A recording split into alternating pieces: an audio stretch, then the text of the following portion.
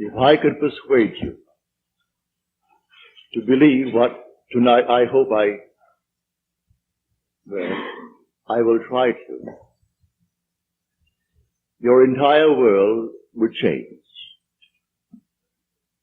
You hear the word God, the word Jehovah, the word Lord, the word Jesus, the word Christ, and you think of something other than yourself. One that is greater, one that you would worship. Tonight it is my purpose to show you that God and the I of man are one.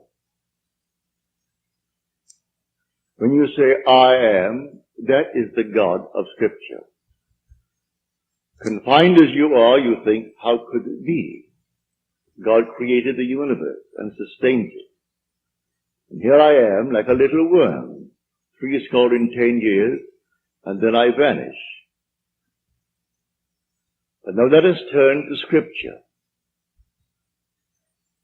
We turn now to the 16th chapter of Matthew. And the question is asked of the disciples, the followers, those who have heard him. And he said to them, who do men say that the Son of Man is? And they reply, well, some say John the Baptist, come again. Others, Elijah. Others, Jeremiah, or one of the prophets. And then he said to them, but who do you say that I am? And the spokesman called Peter answered and said, thou art the Christ, the Son of the living God. And he said to him, blessed art thou, Simon Bar-Jonah, for flesh and blood could not have told you this, but my Father who is in heaven. So here he equates the Son of Man with the eye of man, not the organ that sees or through which you see, but your sense of awareness, that I amness, when you are aware of being, your consciousness, your human imagination. So he equates the two. The Son of Man spoken of in the Old Testament and brought forward into the New is nothing more than the I of man. And he calls it the Christ, and defines Christ as the Son of God.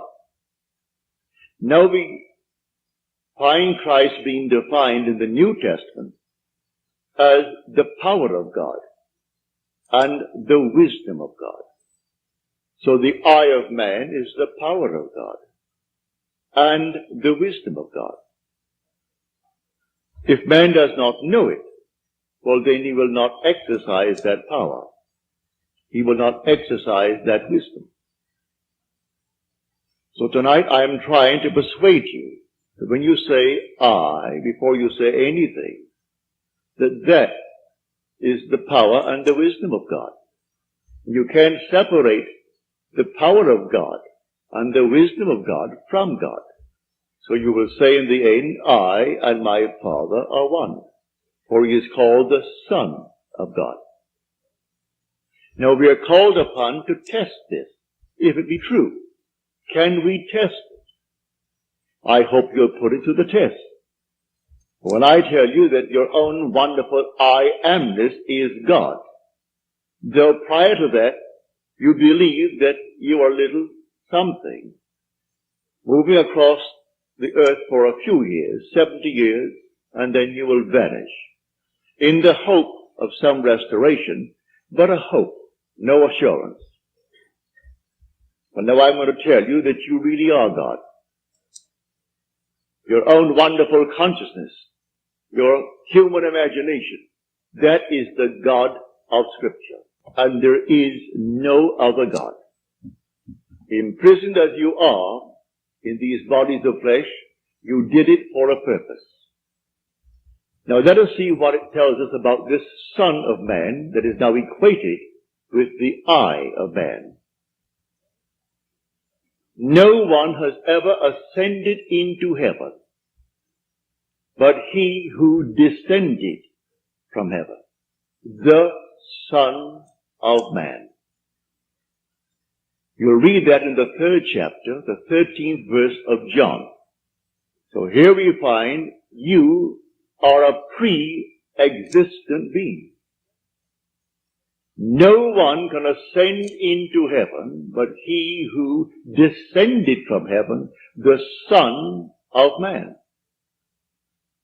Your ascension in the next verse, the 14th verse, is showing you how you ascend. As Moses lifted up the serpent in the wilderness, so must the Son of Man be lifted up. That's all imagery, and yet it is true. You descended into generation in a world of death where everything begins, it waxes, it wanes, and then it disappears. But there's something in you, clothed in this garment, that does die. That is pre-existent. And its home is heaven, which is harmony.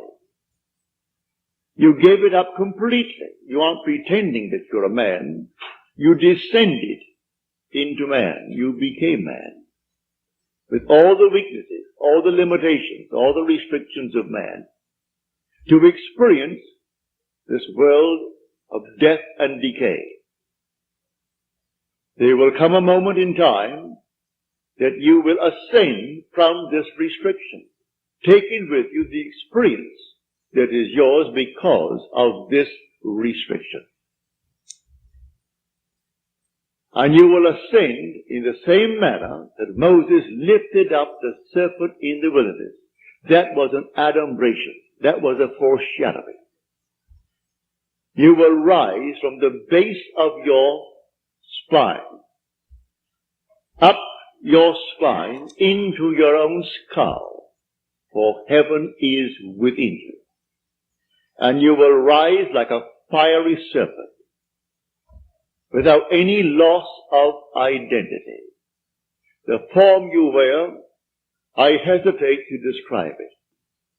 I will tell you that your face is human, your hands are human, your voice is human, but do not ask me to describe the body that you wear.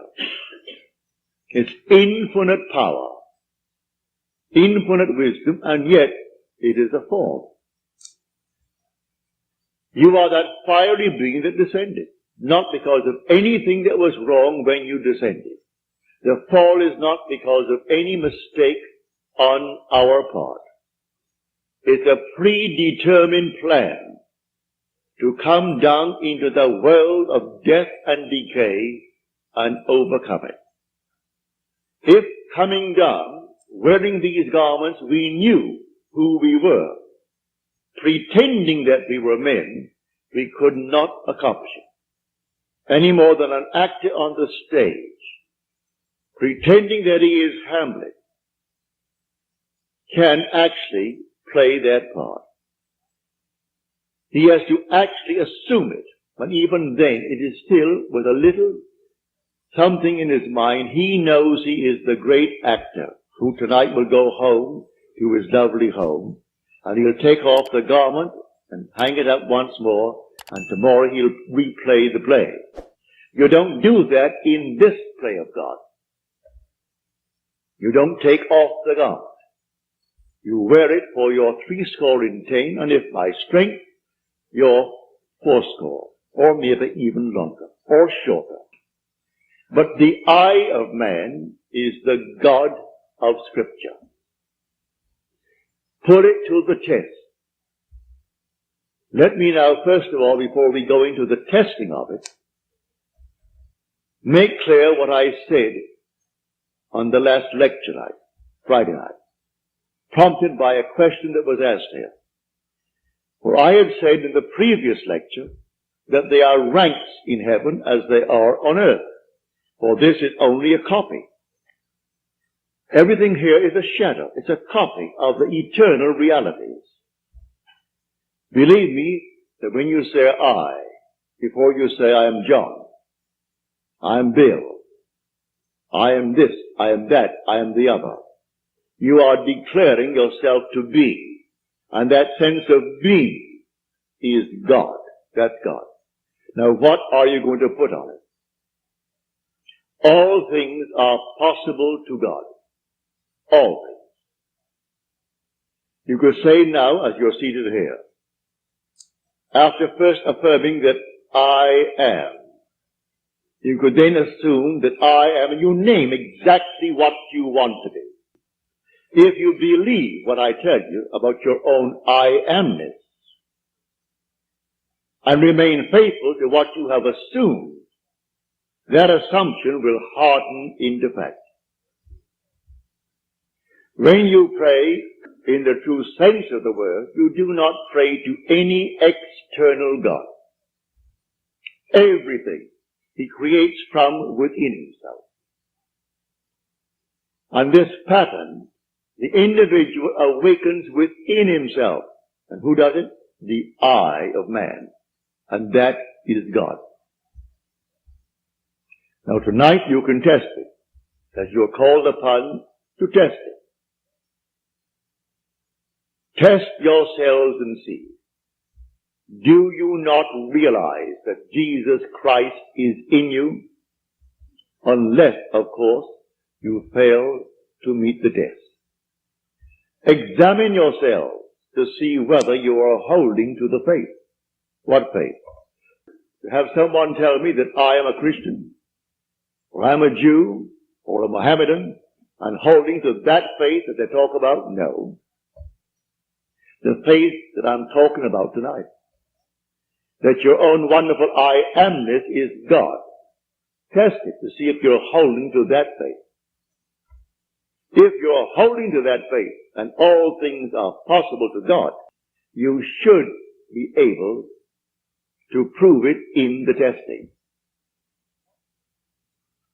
Having convinced myself through experience, I have come to the conclusion that because I am aware that I am, that is God. For if by him all things are made, and without him is not anything made that is made, and I start from scratch, only imagining a state, and then I boldly assume that it is real, that I am actually experiencing that state now. And then in the not distant future, that state crystallizes in my world. Well, then I have found God. I have found the source of the phenomena of life. My only concern then is to share it with others and tell them, for they're all one. We are one. No one is greater than the other, not fundamentally. In his claims of what he is in the world of Caesar, he has more money, or he has so-and-so and so-and-so, but basically the same creative power in the man tonight behind bars serving life is the same creative power of the one who sentenced him to life. Is the same being. There is only one God.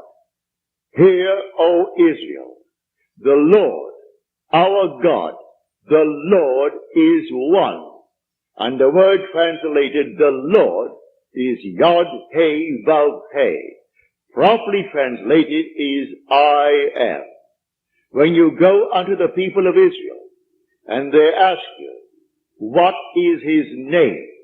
And you claim that the God of Abraham, and the God of Jacob, and the God of Isaac sent you.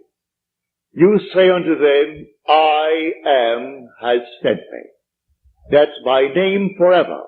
And by this name I shall be known throughout all generations. But man finds it difficult keeping the tense. And so he speaks of thou art, or he is. And he never actually comes down to the fundamental and knows that I am. I am the cause of the phenomena of my life, good, bad, or indifferent. I have to live with it and change my assumptions if I would change the world in which I live. But now, can I help a seeming other? I say you are myself pushed out. Can I help another? Yes, because there's only one. If your request of me comes within the framework of the golden rule, something that I would like done to me, then I can willingly help you. If you ask of me that which does not come within the frame of the golden rule, do not ask it of me.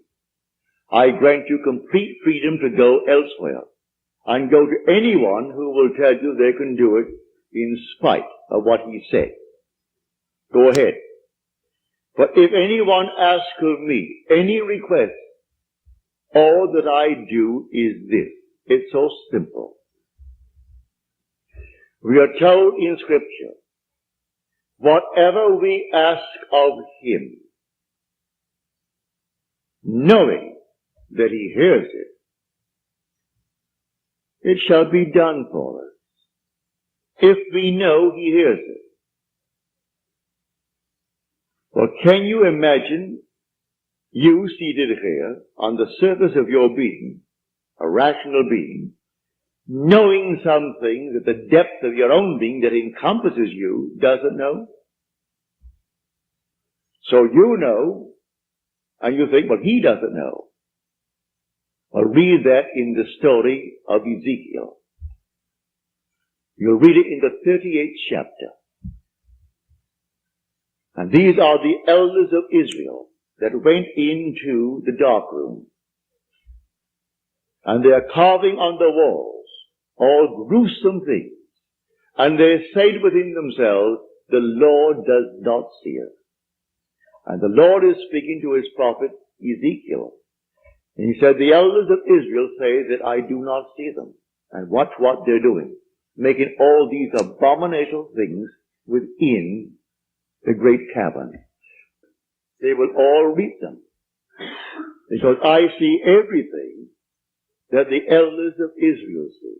But they think because it's dark and it's a cavern, no one knows what he's doing. That God doesn't know it. I've said time and again, there is no fiction in this world. When you pray, go within and close the door of the senses. Deny all that seems so obvious. And your Father who is within will reward you openly. But commune with self, for you and the Father are one. So you commune with self. And what does he tell you? Exactly what was asked of you. He heard it, and he has all the ways and means that you on the surface of your being know not of. He will do it. You can ask anything of one if it comes within the framework of his code of ethics. Don't ask anyone who knows how to pray something that does not come within his golden rule. Do unto others as you would have them do unto you. Just as simple as that. And most of the requests would come within that rule. And so you simply hear it. And then you drop it completely. And in the depths of your own being, you're still hearing it. And the Father knows all means, all ways. And so he singles out the best way to externalize it.